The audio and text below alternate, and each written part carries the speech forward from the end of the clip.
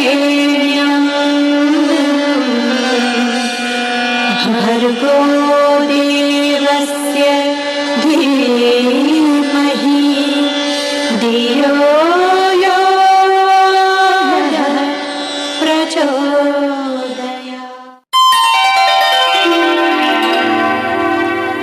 अखण्डमण्डलाकारं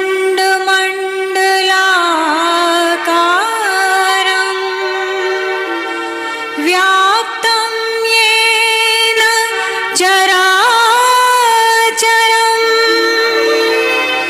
तत्पदं दर्शितं येन तस्मै श्री गुरुवे। मित्रों, नवरात्रि गायत्री अनुष्ठान की श्रृंखला में आज हम आपको गायत्री मंत्र लेखन के बारे में संपूर्ण जानकारी देंगे। मंत्र लेखन किस प्रकार से किया जाए, प्रतिदिन आप करते हैं तो किस प्रकार से किया जाए, यदि नवरात्रि में अनुष्ठान के रूप में यदि आपको करना है तो उसमें कितने मंत्र लेखन आपको करना पड़ेंगे, प्रतिदिन आपको कितना मंत्र लिखना पड़ेगा, मंत्र लेखन की पुस्तिका आपको कहाँ मिलेगी, किस पेन से आपको लिखना चाहिए और किस समय लिखना चाहिए, उसके नियम क्या हैं और इसके लाभ क्या हैं, इन सब चीजों की आज हम आपको इस वीडियो के माध्यम से जानकारी देंगे। राधे राधे, जय श्री कृष्ण, नमस्कार। मैं आचार्य पंडित प्रीस वारुल्य। गायत्री महामंत्र। ओम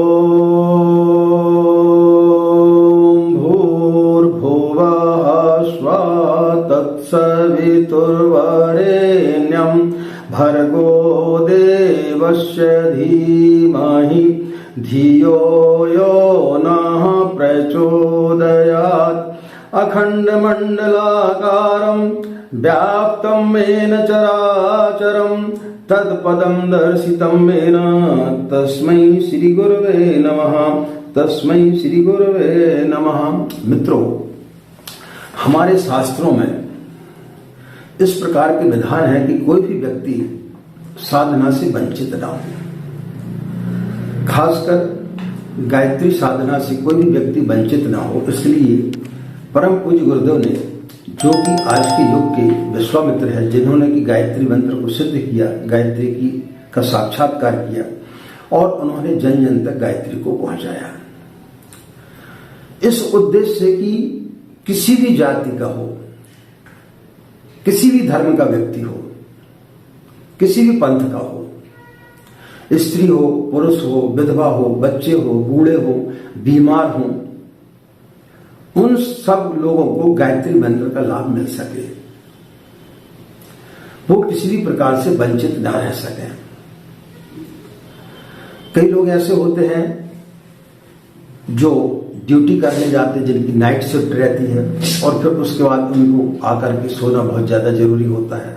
तब फिर ऐसी स्थिति में लोगों के मन में ये रहता है कि भाई हम जो है साधना से वंचित हो रहे हैं, हम अनुष्ठान नहीं कर पा रहे हैं गायत्री का, क्योंकि ब्रह्म मुहूर्त में सोकर के उठ नहीं पाएंगे। फिर ऐसी स्थिति में वो जो है दुखी हो जाते हैं कि हम क्या करें। कई बहनों के पास में समस्या इस प्रकार की होती है कि उनको सुबह सुबह नाश्ता इत्यादि बनाना पड़ता है, खाना बनाना पड़ता है, तो समय नहीं दे पाते हैं गायत्री मंत्र का जाप करने का। इच्छा उनके अंदर बहुत होती है कि हम भी गायत्री की साधना करें, हम इससे वंचित क्यों रहें, इतने बड़े पुण्य के लाभ से हम वंचित क्यों रहें। तो ऐसे लोगों के लिए गायत्री मंत्र लेखन सबसे ज्यादा सर्वसुलभ है।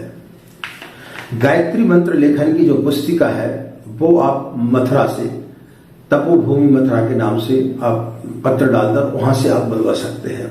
लेकिन एक या दो कॉपी आप बुलवाएंगे तो वो आपके लिए महंगा पड़ जाएगा। अपने और भी इष्ट मित्रों को आप इकट्ठा कर लें और 25-30 यदि आप बुलवाएंगे तो आपको सस्ती पड़ेगी। या आपके निकट में आसपास आपके शहर में कोई गायत्री शक्तिपीठ हो, वहां जाकर के संपर्क कर लें और मंत्र लेखन की किताब आप लेकर के, कॉपी आप लेकर के आ जाए। और यदि वो कॉपी नहीं मिलती है तो आप बाजार से भी आप साधारण कॉपी लेकर के आ सकते हो, उसमें आप मंत्र लेखन कर सकते हैं। अब मंत्र लेखन आपको कब करना चाहिए, कैसे करना चाहिए, उसकी विधि क्या है। मंत्र लेखन आप कभी भी किसी भी समय कर सकते हैं, इसमें किसी प्रकार का कोई भी बंधन नहीं है। बस ये है कि शुद्धता के लिए आप थोड़े से हाथ पैर अपने साफ कर लें और मंत्र लेखन की पुस्तिका को लेकर के ऐसी जगह पर बैठे जहां शुद्धता हो, जहां गंदगी ना हो। आप अपनी टेबल कुर्सी पर भी बैठ करके लिख सकते हो और पूजा स्थली पर बैठते हैं तो फिर आप स्नान आदि करने के पश्चात वहां पर पाटे पर रख करके आप गायत्री मंत्र का लेखन आप कर सकते हैं। आप गायत्री मंत्र का लेखन किसी भी समय कर सकते हैं, सुबह से लेकर के रात तक, कभी भी जब भी आपको समय मिलता है उस समय आप कर सकते हैं, नियमित रूप से जब आप कर रहे तो। और यदि आप नवरात्रि में गायत्री की का अनुष्ठान करना चाहते हैं तो उसमें आपको 2400 मंत्र का लेखन आपको करना पड़ेगा। प्रतिदिन जो है आपको 267 या 268 के आसपास आता है, तो उतने मंत्र आपको प्रतिदिन लिखना है, जिसमें 2 घंटे का समय लगता है। तो उन 2 घंटे का समय आप निकाल लें, आपको कब समय मिलता है तो उस समय आप जो है उसका मंत्र लेखन आप कर सकते हैं। रात्रि में यदि आप कर रहे हैं तो घी का दीपक जला लें, उसके लाइट में आप लिखें। दिन में यदि आप कर रहे हैं तो उसमें कोई स्नान आदि करने की उतनी आवश्यकता नहीं, लेकिन यदि आप अनुष्ठान कर रहे हैं तो स्नान कर लें तो ज्यादा शुभ रहेगा। माताओं बहनों के लिए यदि अशुद्धि अवस्था जाती है तो उस समय भी वो मंत्र लेखन कर सकती हैं, उसमें किसी प्रकार का कोई भी व्यवधान नहीं है। मंत्र लेखन करते समय उसके अर्थ का चिंतन करना चाहिए।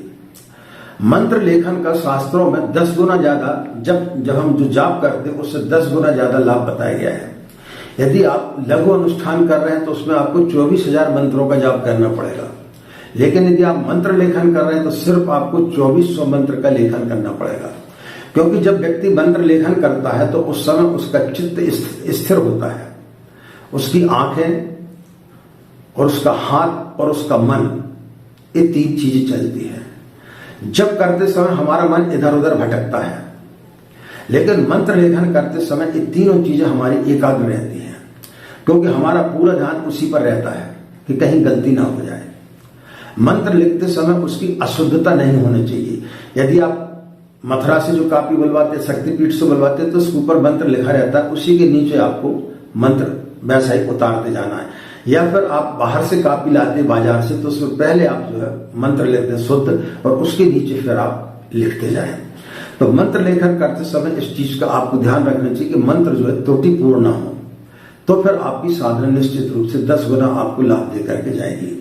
आपका चित्त स्थिर होता है इसमें, जब करते समय मन इधर उधर भटकता है, तो जब आपका मन चित्त आपका स्थिर होने लगेगा तो आगे फिर आपकी जो है स्थिति इसी प्रकार से बन जाएगी कि आप जो भी काम करेंगे उसमें आपका मन स्थिर होने लगेगा। तो अर्थ चिंतन करते हुए आपको गायत्री मंत्र का लेखन करना चाहिए। गायत्री मंत्र लिखते समय जल्दबाजी बिल्कुल भी नहीं करनी चाहिए। ऐसा नहीं करें हम कभी घंटे में इतने लिखना है तो फटाफट गलती सही कैसी भी लिख दिया, सिर्फ हमको इतना लिखना है और लिख दिया, ऐसा नहीं। जल्दबाजी नहीं करनी चाहिए, बिल्कुल धीरे धीरे मंत्र लेखन करना चाहिए। स्पष्ट रूप से ओम भूर भुवा स्वाहा इस प्रकार से धीरे धीरे मंत्र का लेखन करना चाहिए और उसका अर्थ का चिंतन करते जाना चाहिए। मंत्र लेखन की पुस्तिका को कहीं भी इधर उधर नहीं पटक देना चाहिए, उसको जो है शुद्ध स्थान पर रखना चाहिए। या तो आप अपनी पूजा स्थली पर रख लें या किसी अच्छी जगह पर रख दें जहां पे अशुद्धता ना हो। ऐसा नहीं जी आप टेबल पे बैठे नाश्ता भी कर रहे हैं, वहीं पर आपकी जो है मंत्र लेखन की पुस्तिका रखी हुई, ऐसी जगह पर आपको नहीं रखना चाहिए। मंत्र लेखन जब आपका समाप्त हो जाता है, जब आपका 9 दिन पूर्ण हो जाते हैं, तो उसको या तो आप अपने पूजा स्थली पर रख करके नित्य उसका पूजन करें, या फिर आपके आसपास गायत्री शक्तिपीठ हो वहां पर भेज दें, या फिर जो है आप मथुरा में भेज दें, क्योंकि वहां पर नित्य फिर उनकी जो है पूजन की जाती है। इनको आप रद्दी इत्यादि में न बेचें, इसका आप पूर्ण रूप से ध्यान रखें। नहीं तो कई लोग क्या होता है कि उनके जब मंत्र लेखन लिखा गया है 9 दिन के बाद में फिर दीपावली के समय पे रद्दी वाला आता है और उसी में जो है मंत्र लेखन की किताब कापी अभी आपने दे दी। इस प्रकार का आपको नहीं करनी चाहिए, अन्यथा आपके लिए जो है उसके दुष्परिणाम भुगतना पड़ सकते हैं। किसी भी पेन से आप लिख सकते हैं, लाल हो नीला हो उससे आप लिख सकते हैं, लेकिन ये याद रखें कि जिस पेन से आप मंत्र लेखन कर रहे हैं वो पेन से फिर आप दूसरा कोई कार्य न करें, उसको आप अलग से रखें अपनी मंत्र लेखन पुस्तिका के साथ में। इसके हमें लाभ क्या है? इसका लाभ यह है कि मंत्र लेखन कभी भी किसी भी समय किया जा सकता है, रात को भी किया जा सकता है, दिन को भी किया जा सकता है, बगैर स्नान ध्यान किए भी किया जा सकता है। इसको स्त्री पुरुष बच्चे बूढ़े या जो अस्वस्थ है वो लोग भी मंत्र लेखन कर सकते हैं, इसमें किसी प्रकार का कोई भी बंधन नहीं है। सबसे बड़ा इसमें लाभ ये है कि इसमें किसी भी प्रकार का गुरु वर्ण करने की आवश्यकता नहीं होती है। बाकी जब आप अनुष्ठान करते हैं तो उस समय आपके लिए गुरु की आवश्यकता होती है, क्योंकि उसमें तर्पण, मार्जन, हवन इत्यादि बहुत सारी चीजों की आवश्यकता होती है। उसमें जो है बहुत ज्यादा कठोर नियम रहते हैं, तो उसके लिए किसी मार्गदर्शक की आवश्यकता होती है। बगैर किसी मार्गदर्शक की आप जो है अनुष्ठान करेंगे तो आपको जो है नुकसान हो सकता है, इसलिए उसमें इन चीजों की आवश्यकता पड़ती है। इसलिए जो व्यक्ति 24,000 का लघु अनुष्ठान या पुरुषचरण करते हैं या नियमित साधना करते हैं, उनके लिए जो है गुरु वर्ण करना आवश्यक होता है। लेकिन इसमें लाभ ये है कि यदि आप गायत्री मंत्र लेखन कर रहे हैं तो उसमें आपको गुरु वर्ण करने की आवश्यकता नहीं है। आप ऐसे भी कभी भी किसी भी दिन से आप प्रारंभ कर सकते हैं। और नवरात्रि में आप कर रहे हैं तो प्रतिदिन जो है आप 2 घंटे का टाइम दो भागों में आप विभक्त कर सकते हैं, सुबह और शाम आप इसका लेते। इसका सबसे बड़ा लाभ ये होता है कि आपका मन एकाग्र होता है, और जब मन एकाग्र हो जाता है तो उसकी शक्ति कई गुना ज्यादा हमें प्राप्त होती है जप के मात्रा में। यदि आप जैसे जप करते हो उसमें जितना लाभ होता है उससे कई गुना ज्यादा मंत्र लेखन से आपको लाभ प्राप्त होता है। इसमें बहनों के लिए सबसे बड़ी सुविधा यह है कि वो अशुद्धि अवस्था में भी मंत्र लेखन कर सकती है। जैसे आप नवरात्रि मंत्र लेखन कर रही हो और आपकी अशुद्धि अवस्था आ गई, तब भी आप कर सकते हैं। नियमित रूप से भी यदि आप कभी कर रहे हैं तो उसमें कोई नागा करने की आवश्यकता नहीं, आप उस समय भी आप मंत्र लेखन कर सकते हैं। ये सबसे बड़ा लाभ आप सभी लोगों को मिलता है। इसमें किसी प्रकार के कोई भी कठोर नियम बंधन नहीं है। पुनः नए वीडियो में नए विषय के साथ में आप लोगों से मिलेंगे। और आप लोगों को मित्रों यदि ये श्रृंखला पसंद आ रही है तो अपने इष्ट मित्रों को शेयर करें ताकि वो लोग भी इसका लाभ ले सकें। ज्यादा से ज्यादा जो गायत्री परिवार के लोग हैं, जो गायत्री से जुड़े हुए हैं, जो गायत्री की साधना करते हैं और जो हमारे चैनल से जुड़े हुए हैं, उन सब के लिए इसका लाभ मिल सके तो एक दूसरे को आप शेयर करते रहें। और आप लोगों ने यदि हमारे चैनल को अभी तक सब्सक्राइब नहीं किया तो उसे सब्सक्राइब जरूर कर लें और बेल आइकन बटन को दबा दें, तो हमारे जो वीडियो हैं उनका नोटिफिकेशन आपको समय समय पर मिलता रहेगा। परम पूज्य गुरुदेव, परम वंदनीय माता जी एवं मां गायत्री से यही प्रार्थना करते हैं कि आपका अनुष्ठान जो भी आप कर रहे हैं, चाहे लघु अनुष्ठान कर रहे हैं, मंत्र लेखन कर रहे हैं, पंचाक्षरी मंत्र का कर रहे हैं या गायत्री चालीसा का पाठ कर रहे हैं, तो उस पर आपको पूर्ण सफलता प्रदान हो और आपका मनोबल ऊंचा रहे और उनका सूक्ष्म संरक्षण आप लोगों को मिलता रहे, ऐसी कामना करते हैं। आज की बात समाप्त करते हैं। आप सभी के अंदर बैठे परमात्मा को हमारा प्रणाम। हमें आज्ञा दें। ओम शांति।